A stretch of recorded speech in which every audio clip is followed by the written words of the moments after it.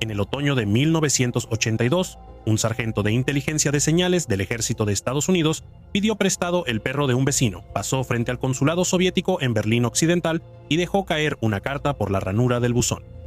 La carta ofrecía sus servicios a la KGB.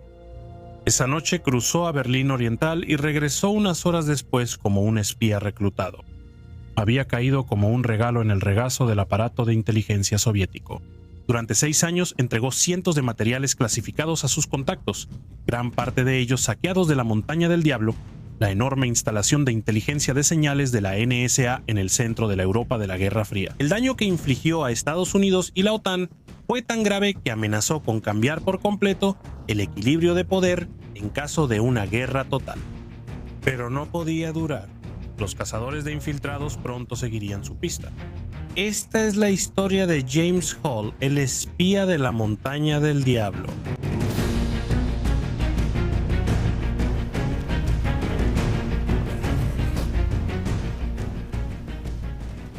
Lo que me fascina al investigar historias como la de James Hall es cuánto de eso sucedió en lugares reales y específicos que todavía puedes visitar hoy en día. Mis videos te llevan a través de los eventos y las personas, pero según mi propia experiencia, estar en esos lugares y recorrer esa geografía es algo completamente diferente. Ahí es donde entra el patrocinador del video de hoy. Tradecraft Travel es una agencia de viajes que también organiza recorridos históricos de espionaje en grupos pequeños, guiados por oficiales retirados de la CIA. Estas son experiencias cuidadosamente seleccionadas, diseñadas para personas que buscan una profundidad histórica tangible en lugar de un recorrido teatral de espías. El tour inaugural Dead Drops and Double Agents está confirmado del 10 al 19 de abril de 2027, con una segunda salida planeada para octubre de 2027. Recorrerás 4 ciudades europeas, cada una con diferentes historias de espionaje que contar: Berlín, Leipzig, Praga y Viena. Será dirigido por 2 oficiales retirados de alto rango de la CIA, John Seifer, ex jefe de estación, y Jack Buchanan, fundador de Tradecraft Travel. No podrías tener mejores guías para recorridos temáticos de espionaje que personas que realmente lo vivieron. También personalizan los recorridos de espionaje según los intereses de tu grupo, eligiendo ubicaciones y expertos que se adapten a tus preferencias. Los grupos de los recorridos son pequeños a propósito, así que tu experiencia es personal y no algo prefabricado. Este es el tipo de recorrido que me encantaría experimentar. Tal vez lo haga. Shh. Y si traes contigo a un compañero de viaje que no esté tan metido en la historia de los espías como tú, habrá mucho tiempo en cada una de estas ciudades para explorar a tu manera. Obtén el informe completo en tradecrafttravel.com/tradecrafttravel.com Philip. Es tradecrafttravel.com/tradecrafttravel.com Philip. Berlín Occidental, 1981. En el extremo más alejado del sector americano, en el bosque de Grunewald, se alzaba una colina. Había sido construida después de la guerra con los escombros de edificios bombardeados. Para los años 80, los restos comprimidos de una ciudad destruida estaban cubiertos de pasto. Los alemanes lo llamaban el Teufelsberg, la montaña del diablo. En su cima se encontraba una de las instalaciones de inteligencia de señales más sensibles de Europa. La estación de Campo Berlín operaba bajo la Agencia de Seguridad Nacional de Estados Unidos. Sus radomos, esferas blancas que albergaban antenas, apuntaban hacia el este, escuchando las comunicaciones soviéticas y del Pacto de Varsovia las 24 horas del día. En marzo de 1981 llegó el sargento James W. Hall III. Originario del Bronx, tenía 23 años y era hijo de un mecánico automotriz. Después de un año sin nada destacable en la universidad comunitaria, se enlistó en 1976. Su puntaje de aptitud en el ejército fue alto, en los 120 superiores. Pasó sus primeros 4 años en Schneeberg, un sitio remoto de interceptación en la frontera de Alemania Occidental, donde aprendió su oficio y, en la Gasthaus local, conoció a una mesera alemana llamada Heidi. Para cuando llegaron sus órdenes de traslado a Berlín, Heidi ya estaba embarazada. Hall solicitó la exención de seguridad para casarse con una ciudadana extranjera y conservar su autorización, la cual fue concedida pronto. Para 1982, Heidi y su hija recién nacida se habían reunido con él en Berlín. Hall era considerado diligente, talentoso y profesionalmente serio.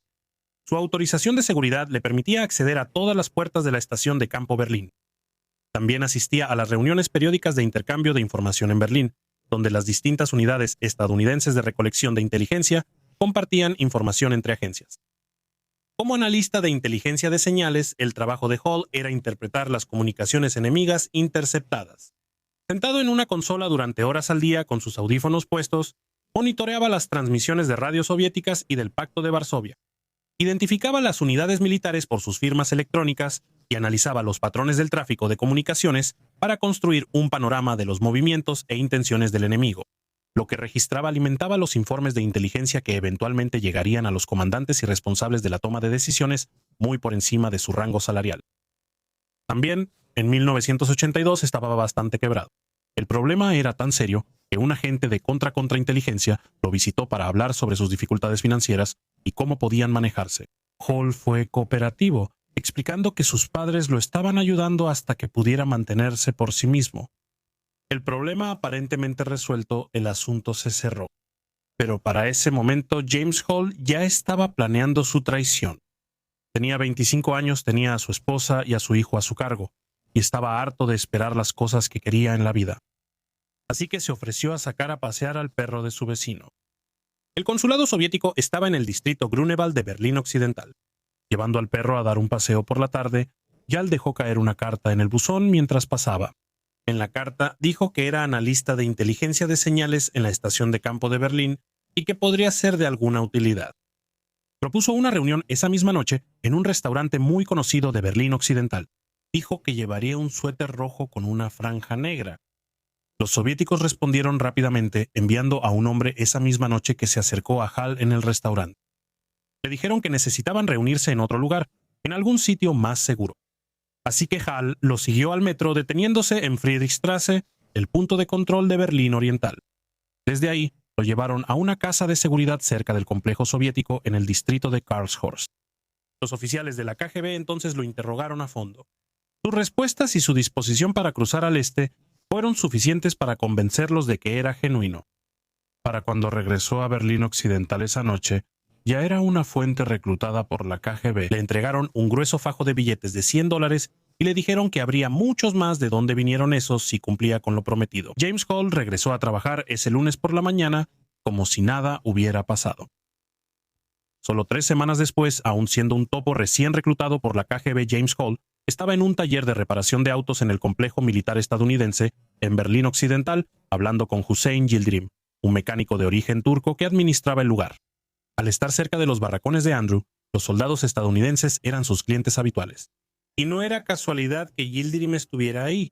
Se había acercado a la inteligencia de Alemania Oriental, la HVA, por iniciativa propia en 1979. Para 1980, la Stasi lo había colocado en el taller de reparaciones con el objetivo de identificar y reclutar a soldados estadounidenses descontentos que tuvieran acceso a material clasificado. El taller era, en efecto, una operación para detectar talentos. Mientras conversaban de manera casual, surgió el tema del dinero. Hall hizo una broma al pasar. Mencionó lo fácil que sería ganar dinero rápido vendiendo secretos. Esta fue la señal para Yildirim. Una semana después, Yildirim dijo que ya tenía arreglos con un contacto en Berlín Oriental del Ministerio de Seguridad del Estado, la temida Stasi. Hall comenzó a hacer 2 copias de cada documento que robaba para los soviéticos. Un juego iba al KGB a través de un buzón muerto. El otro iba a Yildirim, quien lo entregaba en Berlín Oriental y regresaba con la parte del pago de Hall. Los controladores de Hall en Alemania Oriental se presentaron como Horst y Wolfgang. A partir de este momento, Hall servía a 2 amos y durante un tiempo ellos no se dieron cuenta. El volumen de copias que hacía provocó que la fotocopiadora rentada en la estación de campo de Berlín excediera su cuota de uso contractual. La NSA asignara a un soldado para controlar el acceso a la máquina. Esto probablemente fue una medida de control de costos, más que porque alguien sospechara que un colega estaba involucrado en espionaje. Hall se adaptó sacando documentos de contrabando de la estación y fotografiándolos en una camioneta en el estacionamiento.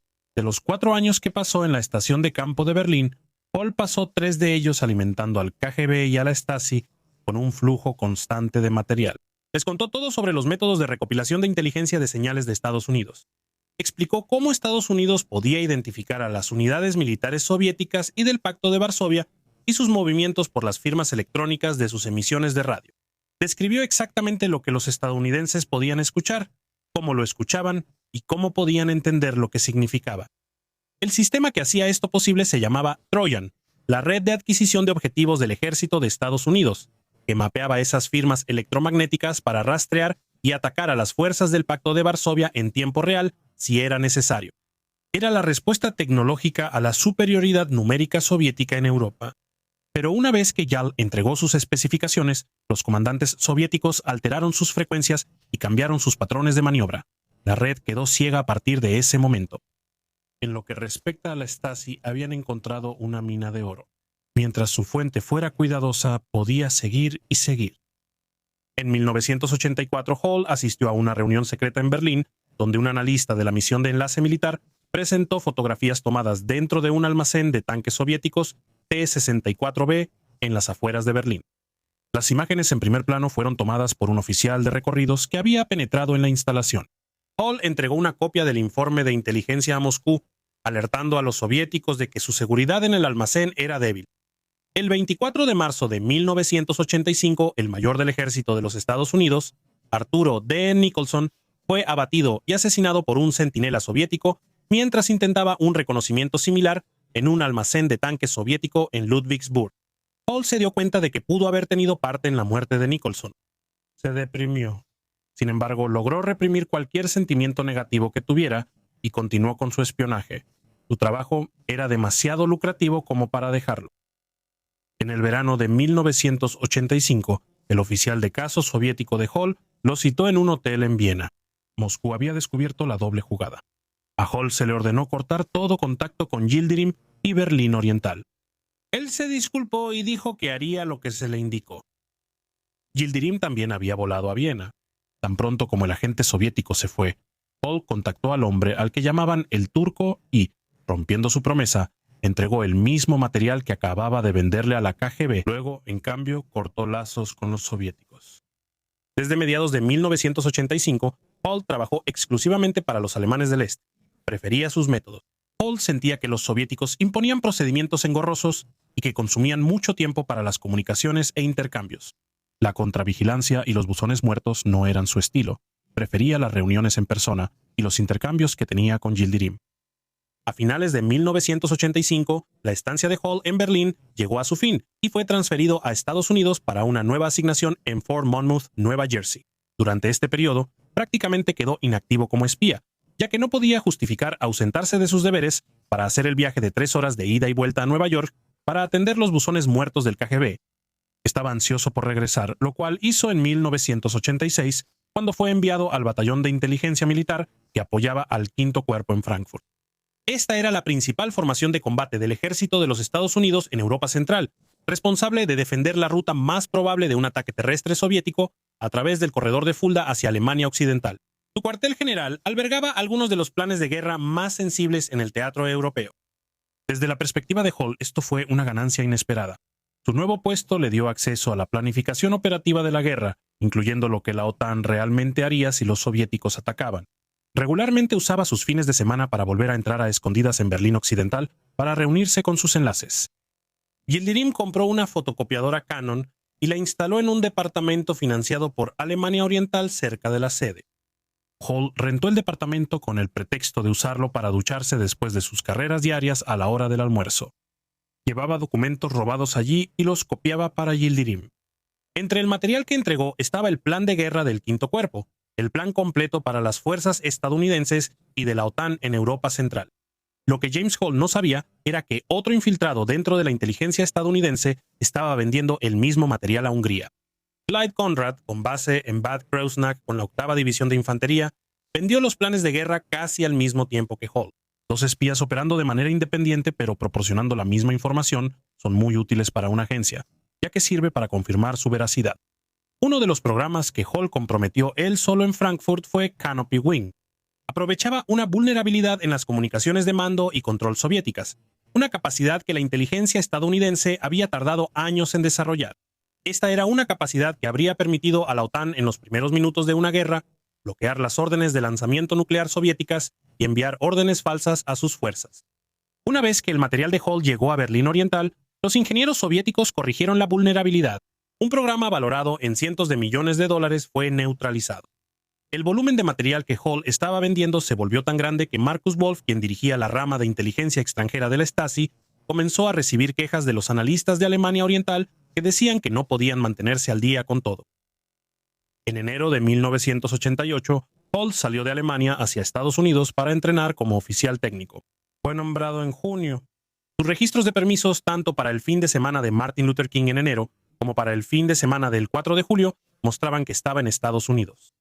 En ambos fines de semana, en realidad, voló con Pan American Airways entre JFK y Berlín Occidental, cruzó a Berlín Oriental por una puerta de mantenimiento en el muro a una hora previamente acordada y fue escoltado a una casa de seguridad donde Horst y Wolfgang lo esperaban. En la primera reunión en enero, entregó documentos por los cuales le pagaron $30,000. Recibió no solo dinero, sino también elogios, siendo galardonado con la medalla de lucha de plata de Alemania Oriental, firmada personalmente por el ministro de la Stasi, Erich Mielke. Venía con un bono en efectivo de $5,000. En la segunda reunión en julio, recibió otros $30,000. Después de su nombramiento, Hall se presentó en Fort Stewart, en Georgia, en la sección GG2 de la 24ª División de Infantería Mecanizada. Compró una casa en Richmond Hills, aportando $34,000 en efectivo para la compra. En su solicitud de hipoteca, escribió que tenía otros $30,000 en una caja en su casa. No solo estaba comprando una casa que no podía pagar con un salario del ejército, también compró 2 vehículos nuevos y tomó clases de vuelo. Todo ese gasto iba a llamar la atención, especialmente porque era bien sabido que tenía problemas de dinero. James Hall pasó 2 investigaciones de seguridad periódicas de rutina durante su carrera en el ejército mientras espiaba activamente. En cada ocasión, las preguntas sobre su evidente riqueza se respondieron con la misma historia. Dijo que sus suegros alemanes eran ricos y lo apoyaban económicamente. Parece que esta explicación fue aceptada tal cual. En la mañana del 23 de agosto de 1988, esa misma mañana en que Clyde Conrad fue arrestado en la ciudad alemana occidental de Bossenheim por su propio espionaje contra el ejército de Estados Unidos, una voz tensa se escuchó en la línea de fuentes de la Oficina de Actividad de Contrainteligencia de Campo del Ejército en Berlín Occidental. Era un hombre conocido por la FSA como Hannah Clay. Clay era un berlinés oriental de 52 años, un agente de apoyo ocasional de la Stasi, que solía inspeccionar lugares de reunión y operar buzones secretos, quien había sido atrapado robando en una tienda departamental de Berlín Occidental 2 años antes, en 1986. Sus documentos de Berlín Oriental habían levantado sospechas. La FSA lo reclutó como informante, le dijo que estuviera atento a un traidor estadounidense, le dio un número de teléfono y lo envió de regreso al este. No llamó durante casi 2 años. Ahora, hablando en una grabadora dentro de un auto en movimiento, explicó por qué. 2 veces en 1988 fue reclutado como intérprete en reuniones secretas en una casa de seguridad en Berlín Oriental. La Stasi estaba interrogando a un especialista estadounidense en inteligencia de señales que vendía secretos. El espía, a quien sus contactos llamaban 2 veces James, tenía una esposa alemana de las cercanías de Beirut. Sabía que el espía se había transferido recientemente de regreso a los Estados Unidos y que se dirigía a un puesto en los estados del sureste. El investigador de la FSA, Bob Tyer, comparó la descripción de Clay con la lista de personal activo del ejército. Al final del primer día estaba viendo la fotografía de servicio del suboficial James W. Hall III. A Clay le mostraron una serie de fotos en una habitación de hotel en Frankfurt y reconoció a Hall sin dudarlo. La FSA estableció un contingente de vigilancia de más de 2 docenas de agentes en Savannah, respaldados por intervenciones telefónicas en la casa y la oficina de Hall. En sus oficinas de GG2 en Fort Stewart, los técnicos instalaron cámaras de video ocultas durante una entrada encubierta nocturna. Uno de los agentes resbaló de una viga en el ático y atravesó el techo de madera contrachapada al caer. El equipo tuvo que trabajar toda la noche para reparar el daño. Al amanecer, las cámaras estaban instaladas y el techo reparado. La situación financiera hablaba por sí sola. El salario militar de Hall simplemente no podía justificar lo que estaba gastando. Una casa comprada con una gran aportación en efectivo, 2 vehículos nuevos, clases de vuelo y un saldo en la cuenta corriente que no tenía razón de estar donde estaba. 2 agentes de la FSA viajaron a Sharon Springs, Nueva York, para verificar su historia sobre sus ricos suegros. Por supuesto, era falso. A finales de octubre, una intervención telefónica en el teléfono de la casa de Hall captó una llamada de un hombre que se identificó como Mike Jones, dejando un número de Florida. Cuando Hall devolvió la llamada, pidió hablar con el señor Yildirim. Los veteranos de la FSA que estuvieron en servicio en Berlín reconocieron el nombre de inmediato. El turco había regresado. Los agentes siguieron a Hall en 2 viajes nocturnos a un restaurante Cracker Barrel en la autopista 95, donde se reunió con Yildirim en un Cadillac destartalado. Un agente fotografió a la pareja en una cabina y observó cómo Yildirim pasaba un sobre marrón por la mesa. A principios de diciembre, los agentes de vigilancia notaron que Hall llevaba un portapapeles de aluminio a la oficina. Este no era un portapapeles común. Tenía un pequeño compartimento de almacenamiento. El 5 de diciembre, al final de la jornada laboral, Hall abrió el portapapeles y colocó algunos papeles dentro.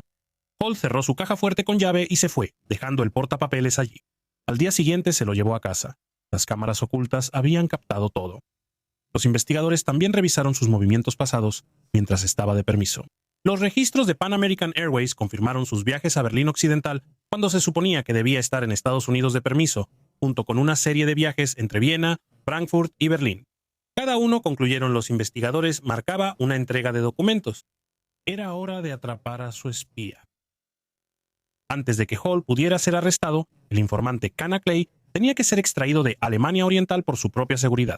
El plan casi fracasa cuando la esposa de Clay, Ingrid, que no sabía nada del acuerdo, se negó a irse sin sus hijos y el perro boxer de la familia. Le tomó a un oficial de la CIA 3 días convencerla de irse. Finalmente, Clay, Ingrid y el perro fueron trasladados al oeste y volaron a la base de la Fuerza Aérea Andrews el 19 de diciembre de 1988. Kana Clay estaba en Estados Unidos, pero aún tenía un trabajo que hacer. El plan de arresto utilizó a Clay para llamar por teléfono a Hall y citarlo en el Days Inn del aeropuerto cerca de Savannah. El agente especial del FBI, Dmitry Drusinski, un agente nacido en Rusia, que había trabajado en operaciones de contrainteligencia durante toda la Guerra Fría, se haría pasar por un oficial de la KGB que tomaría el control de la operación de manos de los alemanes del este. Los técnicos de la FSA cablearon minuciosamente la habitación del motel. Hall pasó la noche del 20 de diciembre comprando regalos de Navidad y no llegó a casa hasta las 10:30 p.m. Esto echó por completo a perder el horario, pero ya era demasiado tarde para abortar la operación. La operación continuaría. Cuando Clay llamó, Hall reconoció de inmediato la voz de Clay y aceptó reunirse. Hall llegó al motel, estrechó la mano de Drusinski y en pocos minutos se sintió cómodo. Aprovechando tanto su ego como su avaricia, Drusinski dijo que Moscú estaba descontento porque su espía más valioso no estaba siendo compensado adecuadamente. La KGB iba a intervenir para tomar el control de su operación. Con signos de dólar en los ojos, no hacía falta decir mucho más. Hall pasó las siguientes 2 horas y 40 minutos contando todos los detalles de sus 6 años de carrera como espía. Mencionó a Yildirim, a sus contactos de la Stasi y habló de los diversos proyectos clasificados en los que trabajó. No solo eso, sino que también había traído regalos. Caminó hacia su auto y sacó una bolsa de plástico. De ella sacó 3 documentos clasificados que entregó de inmediato. Drusinski contó $60,000 en efectivo.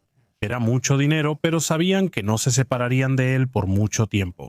Hall firmó 2 recibos. Mientras caminaba hacia la puerta, los agentes Chuck Pickens y Bill Dwyer empujaron a James Hall contra la pared. Atónito, le pusieron las esposas y le leyeron sus derechos Miranda. Recuperaron los $60,000 y encontraron un sobre debajo del asiento de su camioneta. Todavía contenía la mayor parte de los $5,000 y más tarde revelaría las huellas dactilares de Yildirim. Simultáneamente, en Bel Air Beach, Florida, agentes del FBI llamaron a la puerta de una casa tipo rancho. Yildirim respondió y fue arrestado de inmediato. Su acompañante, Peggy B., fue encontrada en el closet de una recámara y salió corriendo por la casa gritando, por lo que los agentes tuvieron que envolverla en una sábana. Durante el registro se recuperó la fotografía de Hall en un pasaporte británico falso emitido por Alemania Oriental y el sobre marrón de la reunión en el Cracker Barrel. Hall inicialmente permaneció en silencio, cayendo en un estado de depresión al darse cuenta de cómo sería el resto de su vida. Luego decidió que su mejor opción era cooperar. Renunció a su derecho a un abogado y habló con los agentes durante 14 horas. En marzo de 1989 se declaró culpable ante un juez militar en Fort McNair. Le dijo al juez que sus acciones le habían dejado un sentimiento de traición que le calaba hasta los huesos. Fue sentenciado a 40 años de prisión, multado con $50,000 y dado de baja deshonrosamente. Su esposa Heidi le dijo al juez que no tenía conocimiento del espionaje y que lo esperaría sin importar la sentencia. Su hija menor aún no tenía 2 años.